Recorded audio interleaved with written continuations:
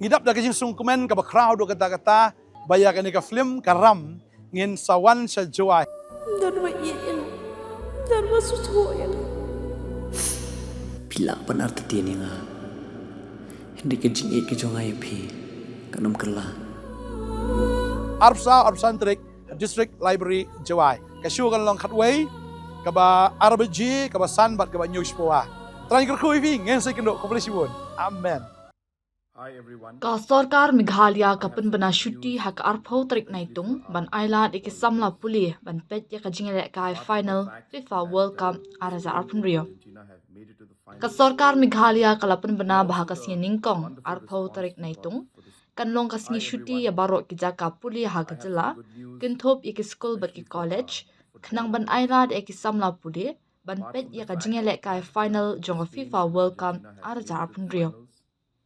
Ya kanira penbena da umintri rangba ke jela Konrad ke sangma ha kasni ublay da ka baong baka Meghalaya kalong ke jela ka badan ka jingit ka bajur ya ka football.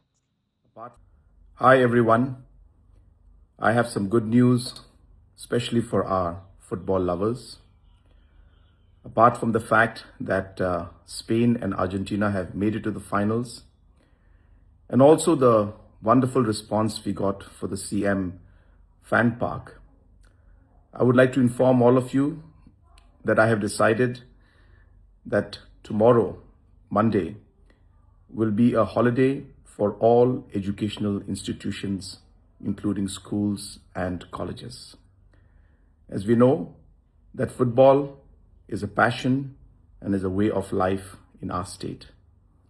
And in order to allow our youngsters to truly enjoy it, we have come to this decision. Enjoy the finals and wish you all the very best. Thank you. Ngidap da kajing sungkumen ka ba crowd do kata-kata bayakan ni ka film karam ngin sawan sa joy. Dan wa iyan. Dan wa susuyan. Pila pan arti tiyan nga. Hindi ka jingit ka jo nga yapi. Kanam kala. Arpsan Trik District Library Joy. Kasyu kan long khatway ka ba RBG ka ba sanbat ka ba news po wa. Try kerkui vi ngin sa kendo komplisibun. Amen.